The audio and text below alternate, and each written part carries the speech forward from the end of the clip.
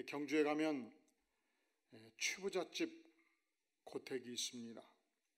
99간의 거대한 저택입니다. 당시 임금님만, 궁궐만, 임금이 사는 궁궐만 100칸 이상을 지었기 때문에 아무리 재산이 많고 귀족이라 하더라도 집 지을 수 있는 한계가 99칸이었습니다. 이 최부잣집은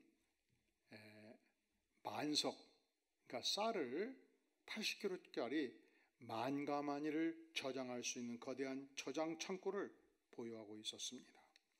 무려 300년 동안 조선시대 최고의 부자 가문입니다. 이 집안을 설립한 자는 최진립인데 임진왜란에 참전하고 정유재란에 공을 세웠던 인물입니다. 열심히 재물을 모아서 아들 최동량은 농사 짓는 법을 개량하는데 거름을 주는 시비법을 개발하고 이제 모를 심어가지고 모내기를 해서 농법을 개발하는 이양법을 개발했던 인물입니다. 이 일로 인해서 수양량을 크게 늘렸습니다. 3대 최국선 때에 이르러서는 드디어 나눔을 실천하는 가문이 된 것입니다. 어느 날 한 불교 승려가 집안을 방문해서 이런 충고를 했습니다. 재물은 마치 거름과 같습니다. 재물을 나누면 세상을 이롭게 하지만 움켜쥐면 썩습니다. 이때부터 무려 12대에 걸쳐서 조선 최고의 거부가 된 것입니다. 12대 이 최준에 이르기까지 무려 300년 동안 명성을 떨쳤던 가문입니다. 이런 가문에서 장자로 태어난다는 것은 대단한 특권이 있죠. 이 핏줄로 태어났다는 한 가지 이유 때문에 12대째 조선 최대의 거부가 되었지 않겠습니까? 그런데 이 가문에는 놀라운 비밀이 있었습니다. 가운이 있었습니다. 마치 사명 같은 가운, 신성한 의무. 첫째로 과거를 보되 진사 이상은 결코 하지 말라. 재산으로 충분히 만족하고 권력을 취하지 말라는 거예요. 두 번째, 재산은 만석 이상 모으지 마라. 이것은 끝없는 탐욕에 가문이 빠져서는 안 된다는 것이죠. 세 번째, 흉년에는 재산을 늘리지 말라. 원래 진짜 부자들은요, IMF 때 돈 벌고 코로나19 때 돈 벌어요. 진짜 부자들은 흉년 때 돈 벌어. 왜? 가난한 자들이 오늘 먹을 것이 없을 때 1년 후에 쌀 한 가마 빌리면서 과거에는 한 말만 줬으면 되거든요, 이자로. 이제는 단말을 준다 해도 빌릴 수만 있으면 당장 굶어 죽느니 먹고 봐야 되지 않겠습니까? 그래서 흉년 때 재산을 늘구었습니다. 결코 남의 불행을 이용하지 말라는 것입니다. 과객을 후하게 대접하라. 사방백리 안에 굶어 죽는 사람이 없게 하라. 그래서 백리를 계산해 봤더니 십리가 4kg더라고요. 백리면 40kg. 제가 과거에 태어났던 이 고향 땅에 딱 깃발을 꽂고 콤파스로 동그라미를 그려놓고 사방백리에 면이 몇 개인가 봤더니 한 30개 면이 속하더라고요. 전국 단위로 1172개 면이거든요. 그러니까 최부자 같은 집안이 40개 집안이면 전국의 가난한 자를 다 먹여 살리겠더라고요. 대단한 의지가 아니겠습니까? 근데 당시 사회적 격언이 부자는 몇 대를 못 간다. 그때는 그랬어요. 근데 300년 12대를 간 것입니다. 그리고 마지막 재산을 거머쥔 가문으로서의 문을 닫을 때 12대 최준이 이렇게 문을 닫아요. 일제시대가 실행이 됐습니다. 국가를 잃어버린 것입니다. 국가를 잃어버렸는데 땅을 가진들 무슨 소용인가? 재산을 많이 팔아 챙겨가지고 상해 가서 상해 임시정부 재정부장을 하면서 독립운동에 다 지원을 하는데 씁니다. 드디어 해방이 되었습니다. 보니까 이 대한민국 땅 안에 인구의 97%가 문맹이었습니다. 미래 사회를 위해서 젊은이들을 교육하지 않고서는 안 되겠다. 나머지 재산을 다 정리해가지고 영남대학교를 설립하고 아무런 직책을 맡지 않고 가물의 재산을 마감을 해버린 것입니다. 그래서 경주 최부잣집화를 연구하는 학자들이 연구하다가 눈물을 흘리면서 존경심을 표하는 거예요. 이 위대한 특권을 신성한 의무로 300년을 유지했던 가문, 대단한 가문이다. 사랑하는 성도 여러분, 이런 최부잣집 자손으로 태어났으면 좋겠지요. 우리가 이런 가문에 태어나는 것도 특권이에요. 하지만 사랑하는 성도 여러분, 우리가 하나님 나라에 예수 십자가로 구원받은 백성으로 태어난 것은 더 큰 축복이 되는 것입니다. 할렐루야. 우리가 하나님의 자녀가 되었다는 것은 최부잣집 자손과 비교할 수 없는 위대한 특권을 가진 자들입니다. 우리가 지난주 그 특권이 무엇인가를 보았습니다. 우리는 하나님의 백성으로서 예수 그리스도의 전권대사입니다. 사도적 믿음, 보배로운 믿음을 소유한 자입니다. 예수를 알므로 말미암아 세상이 줄 수 없는 은혜와 평강을 누리는 백성들입니다. 생명과 경건에 속한 모든 것을 소유한 자입니다. 그 보배롭고 지극히 큰 예수 그리스도의 약속을 받은 자입니다. 이 후패한 인생 안에 하나님의 성품에 참여하는 자의 축복을 주신 것입니다.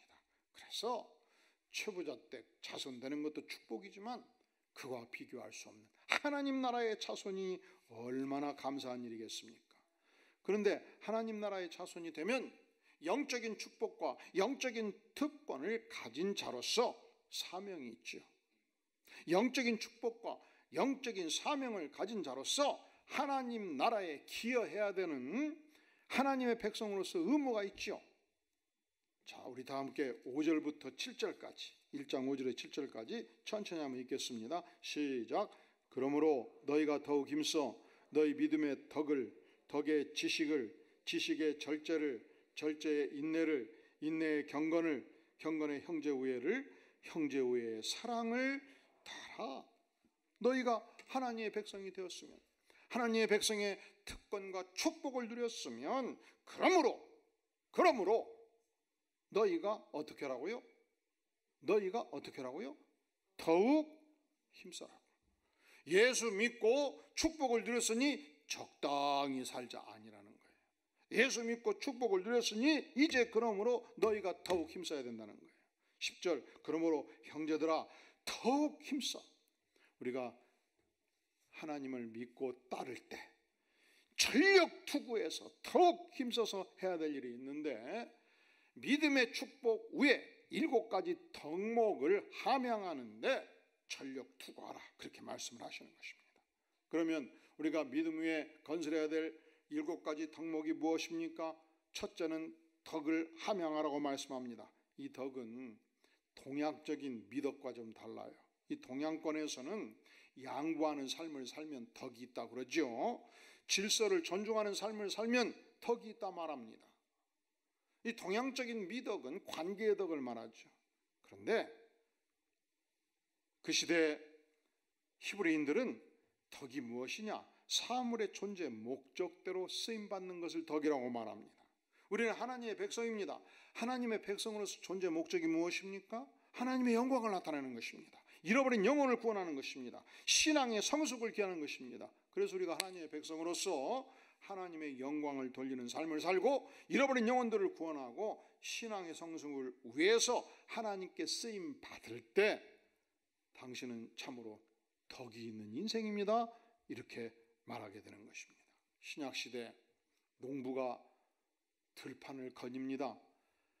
과연 풍년입니다. 이 논에 아주 그냥 실하게 벼의 열매가 맺혀가지고 고개를 숙이고 있습니다. 그러면 사람들이 그러는 거예요. 이 논은 올해에 아래태 덕이 많도다. 이 덕이 무슨 덕이에요? 사물의 존재 목적대로 쓰임받는 덕. 벼가, 이 논이 존재해야 될 존재 목적이 무엇입니까? 풍년의 아름다운 알곡들을 남기는 것이 아니겠습니까? 마치 그와 같이 내가 하나님의 백성으로서 이 땅에 존재해야 될 목적을 바로 수행하는 위대한 백성들 될 수 있기를 주의 이름으로 축원합니다. 이 믿음의 기초 위에 영적인 축복 위에 7가지 덕목을 공급하는데 첫째가 덕이요, 둘째가 무엇입니까? 이 지식은 세상 지식이 아니올시다. 과학적 지식이 아니올시다. 이 지식은 영적인 지식입니다. 말씀의 지식입니다. 영적인 지혜입니다. 어떻게 우리가 하나님의 백성으로서 오늘 이 시대에 영적인 지혜가 풍성한 하나님의 백성이 될 수 있겠습니까? 하나님께서는 우리에게 66권의 위대한 하나님의 말씀을 허락해 주셨습니다. 그래서 이 성경 말씀을 묵상하고 이 성경 말씀을 연구하고 이 성경 말씀을 실천함으로 영적인 지혜와 영적인 지식을 함양하게 되는 것입니다. 우리 교회는 등록하면 5주 세가족 성경 공부를 진행합니다. 그리고 8단계 성경 공부를 진행합니다. 이제 임직 후보생이 되면은 권사, 장로, 안수집사 후보생이 되면은 성경 66권에 대해서 이제 차근차근 성경 공부를 진행합니다. 왜냐하면 우리가 하나님의 말씀을 깊이 알아야 영적인 지식으로 무장하지 않겠습니까? 그래서 교회가 성경 공부를 개선한다 하면 열심히 참여해서 영적인 지식을 함양하는 백성이 될 수 있기를 주의 이름으로 축원합니다. 우리가 천국에 가면 절대로 할 수 없는 것이 있어요. 뭘까요? 천국은 다 예수를 믿어버리거든요. 그러니까 천국 가면 전도를 할 수가 없어요. 여러분 생명이 있는 한 지상에 사는 동안에 여러분의 사랑하는 부모, 형제, 이웃들을 향해서 기회 있는 대로 영적인 지식으로 무장해서 예수 그리스도의 복음을 증거할 수 있기를 간절히 바랍니다. 인생이요 순간이에요. 영원히 살 것 같았던 우리의 부모, 형제, 이웃들이 어느 날 갑자기 세상을 뜨지 않겠습니까? 부모님이 영원히 살아계시지가 않아요. 사는 날 동안 만날 때마다 귀찮을 정도로 복음을 전해야 돼. 너 나 만나러 올라오면 아예 오지를 말아라.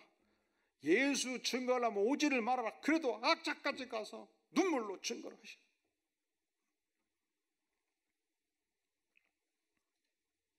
증거를 하려면 알아야 되지 않겠습니까?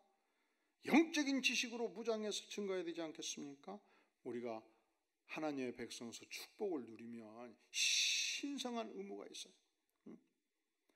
더욱 힘써 행동하는 삶을 살아라고 말씀해요. 첫째, 덕을 세우고, 둘째, 영적인 지식을 함양하고, 셋째, 따라해 볼까요? 절제. 이 절제라는 단어는 헬라어로 보면은 인파워. 나에게 권세가 있습니다. 나에게 재물이 있습니다. 나에게 능력이 있습니다. 그것을 마음껏 사용하지 말라는 거예요. 내 안에 축적해 두는 거예요. 마음대로 휘두르지 않는 거예요. 여러분이 내일 출근하면 부장님이십니까? 이사님이십니까? 그러면 출근해서 부하들이 이렇게 저렇게 실수할 때 여러분이 얼마든지 징계를 때릴 수 있고 때로는 파면시킬 수도 있고 성질을 부릴 수도 있고 분노를 터뜨릴 수도 있습니다.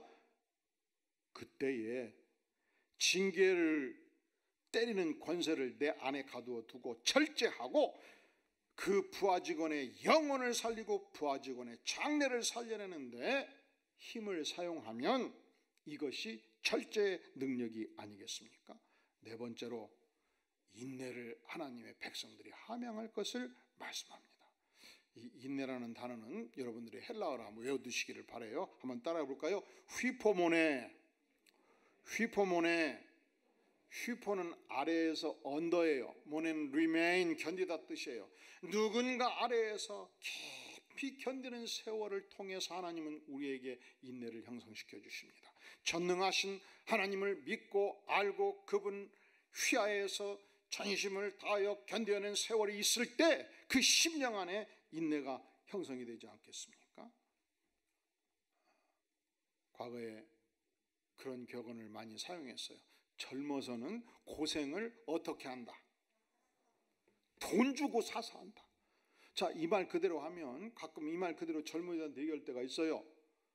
이제 곧 2달 후면 군대 간대요.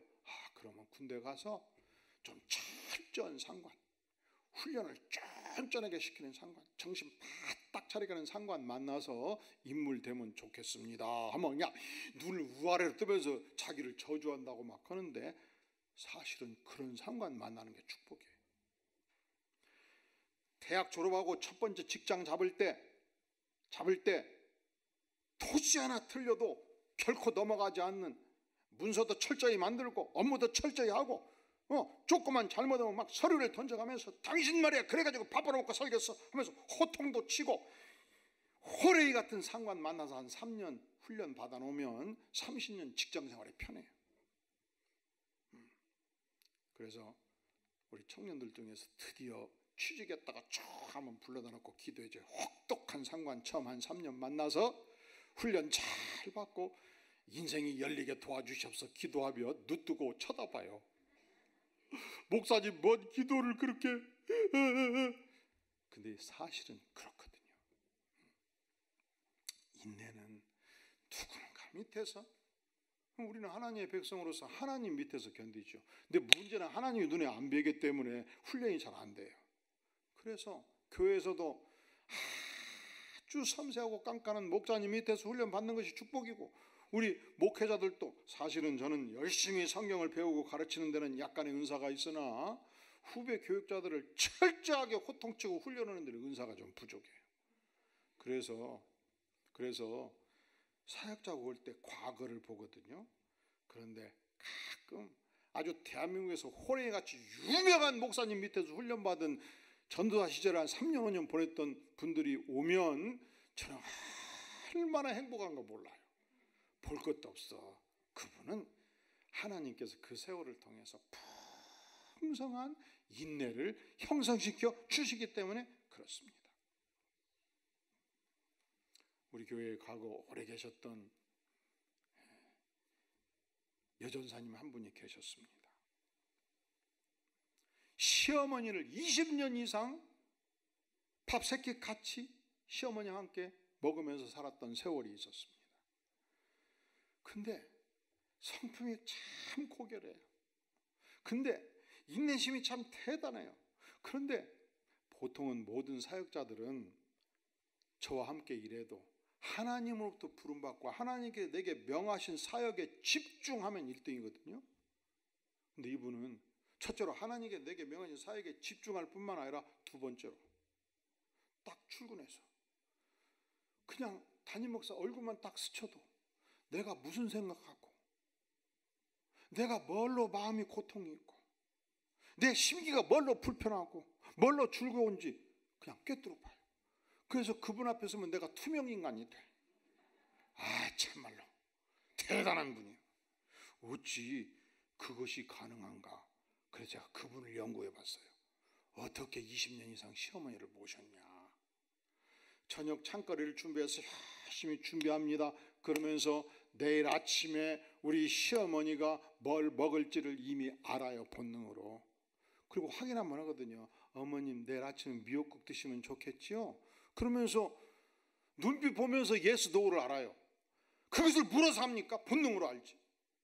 확인할 뿐이지. 그런 세월을 보내다 보니까 딱 출근해서 담임 목사 머리 끝에서 발끝까지 다 봐버리니까 아이고 노출돼갖고 죽었더라.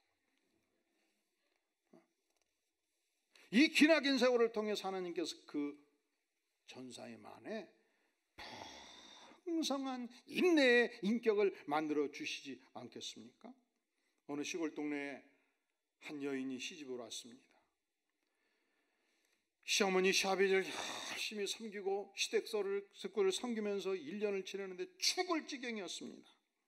원래 1960년대까지만 해도 어머니가 아들 장가 보낼 때 최소한 3년은 데리고 산다고 그랬어요. 몇 년? 그래야 우리 가풍도 알고 우리 집 가문도 알고 우리 가문이 어떤 가문인데 3년은 데리고 살아야지 그랬다니까. 요즘은 그런 말 뻥끗도 못해. 왜? 뻥끗했다면 평생 아들 장가 못 빼니까.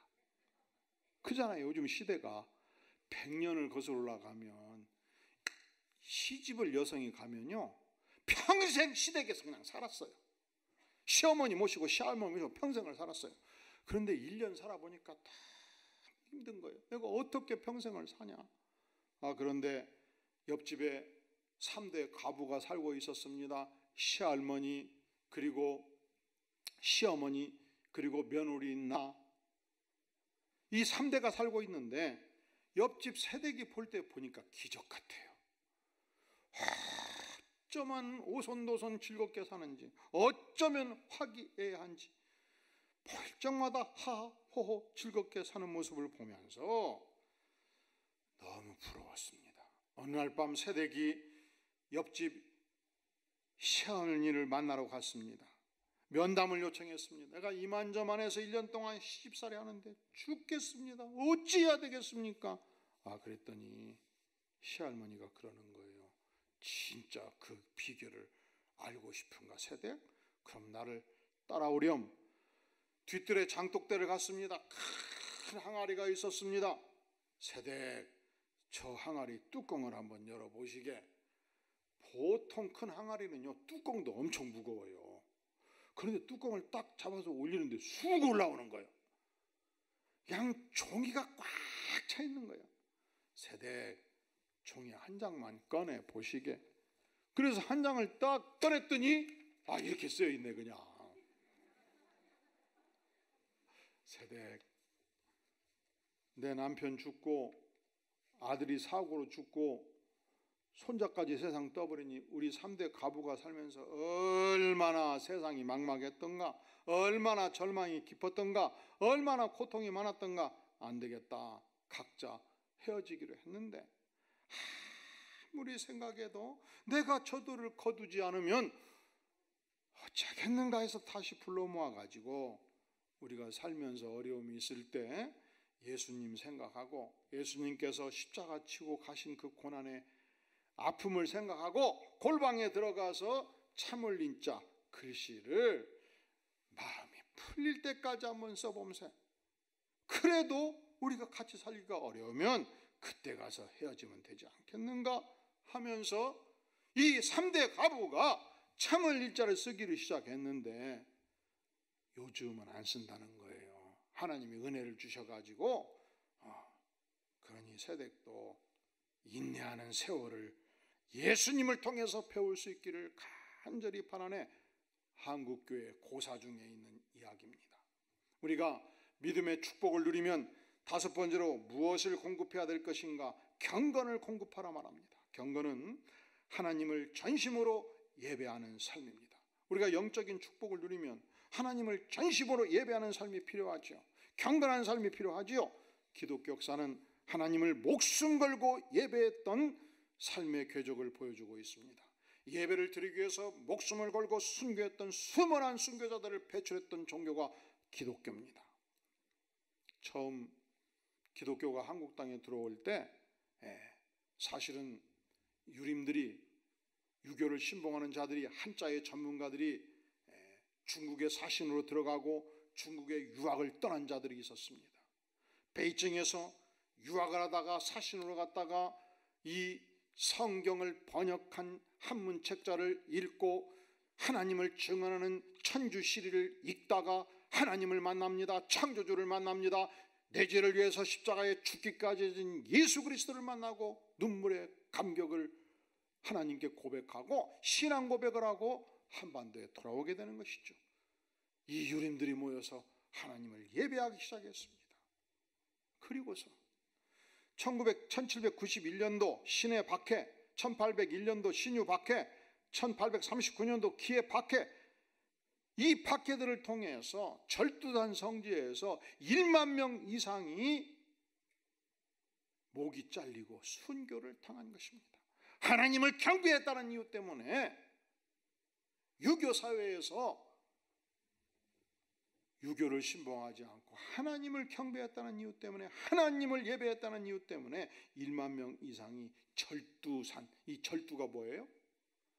머리 두자, 끈을 철자, 그냥 머리를 잘라서 1만 명 이상을 순교시키는 비극적 고통의 역사가 우리 한반도에 있었습니다. 일제시대에는 천황을 숭배하라 명했을 때 아닙니다. 여호와 외에는 다른 신을 두지 말라 주께서 말씀하셨으니 나는 예수님만 여호와 하나님만 섬기겠습니다 하다가 우리의 많은 선조들이 얼마나 많이 순교를 당했습니까? 코로나 시대를 겪으면서 작년 21년도 한때 식당은 손님을 2분질만 받아라, 그리고 출근하는 이 기업들은 가능한 한 30% 이상을 재가무시켜라, 유흥업소는 9시까지만 문을 열어라. 그럴 때 놀랍게도 국가는 대면 예배를 전면 금지시켜버렸습니다. 비대면 예배만 허용한다 명했습니다. 그리고 비대면 예배를 위해서 영상 송출 위원 20명까지 허용한다. 그때 예배 회복을 위한 자유시민연대, 이것을 예자연이라고 그래요. 예자연이 서울행정법원에 소송을 제기했습니다. 그리고 지난주 금요일 6월 10일자 역사적으로 중요한 판결을 내린 것입니다. 서울행정법원은 대면 예배 금지 취소 소송에 대해서 헌법 위반으로 원고 승소 판결을 내린 것입니다. 사유가 그래요. 예배의 자유는 헌법상 가장 중요한 기본적 권리이다. 유흥업소 출입이 허용되고 식당 출입이 허용되고 출근이 허용되는 상황 속에서 예배를 전면 금지하는 것은 헌법 정신을 위배했다라고 법원이 판결을 내린 것입니다. 행정법원도 세상 법원도 예배가 중요하다고 하잖아요. 행정법원도 세상의 법원도, 그 판사가 예수 믿는지 안 믿는지는 모르지만 예배가 중요하다고 말하잖아요. 하나님도 예배가 중요하다고 말씀하십니다. 그래서 우리는 이제는 국가가 자유롭게 마음대로 예배를 드리라고 해도 과거에 죽정강교 850명씩 오신 성도들이 400명밖에 안 와. 예배를 회복할 수 있기를 간절히 바랍니다. 영야부, 유치부, 유년부, 초등부, 중고등부 3분의 1밖에 안 와요. 예배를 우리 모든 교우들이, 우리 자녀들이 회복할 수 있기를 간절히 바랍니다. 과거에 우리의 선배들은 예배 드리기 위해서 목이 잘려도 포기 안 했던 생명의 예배인데 예배를 포기하면 되겠습니까? 여섯 번째로 형제 우애를 하라 말씀합니다. 이 형제 우애는 믿는 백성들을 소중하게 알고 사랑하고 섬기고 격려하라고 말씀합니다. 우리 교회는 성도 생활 지침을 가지고 있습니다. 그 중에서 중요한 것을 주보에 몇 가지 써놨습니다. 주보 유변에 보면 1번 날마다 경건의 시간을 가지십시다. 3번 성도 간에는 교회 지도에게 명시적 허락 없이 금전상 거래하지 않습니다. 금전 대차 빌려주는 거 없고 주면 주어버리고 다단계 판매 없고, 왜냐하면 교회는 순수한 신앙활동의 장이며 경제활동의 주무대가 되어서는 안 되기 때문입니다. 네 번째, 교회는 성도 간의 언어 생활 순화를 위해 무엇을 실시합니까? 소문 실명제. 그래서 우리가 사랑하는 교인들을 향해서 악담하고 비난하고 카더라 하면 안 되는 것입니다. 그러면 누구로부터 들었는가라고 증거를 대야 된다는 얘기예요. 그래서 우리 모든 교우들은 섬김과 사랑의 언어로 성도들을 격려하고 위로하는 축복의 장을 만들어 가야 된다는 것입니다. 이것은 왜 그렇습니까? 오늘 주께서 우리에게 형제 우애를 공급하라고 말씀하지 않습니까? 마지막으로 주께서 우리에게 칠떡목을 공부할 때 사랑을 공급하라 말씀합니다. 이 사랑은 이타적인 아가페적 사랑을 말합니다. 예수를 믿든지 안 믿든지 고통하는 영혼들을 향해서 아가페적인 사랑, 예수 그리스도의 사랑을 베풀어 주는 삶을 살 것을 주께서 우리에게 말씀하십니다. 주님은 우리를 하나님의 백성으로 삼으실 때 놀라운 영적인 축복을 허락해 주셨습니다. 영적인 축복을 받은 자는 이 땅에서 할 일이 많습니다. 영적인 축복은 우리가 하늘을 향해서 입만 벌리면 하나님이 그냥 무한광대하게 쏟아부어 주시는 거예요. 이 축복을 누리는 자들은 적당히 살아서는 안 된다는 것이죠. 어떻게 살아야 됩니까? 더욱 힘써 이 믿음의 영적 축복 위에서 더욱 힘써 이 무슨 말인가? 열심을 다해서, 열정을 다하여, 전심을 다하여, 온 힘을 다하여 7덕목을 공급함으로 주님을 섬기고 교회를 섬기고 영혼들을 섬기는 축복의 인생 되기를 주의 이름으로 축원합니다. 기도하겠습니다.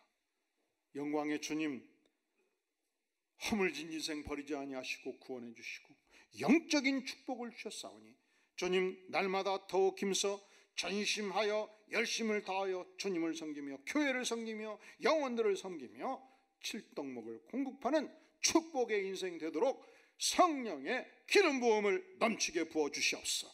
예수님의 이름으로 간절히 기도하옵나이다. 아멘.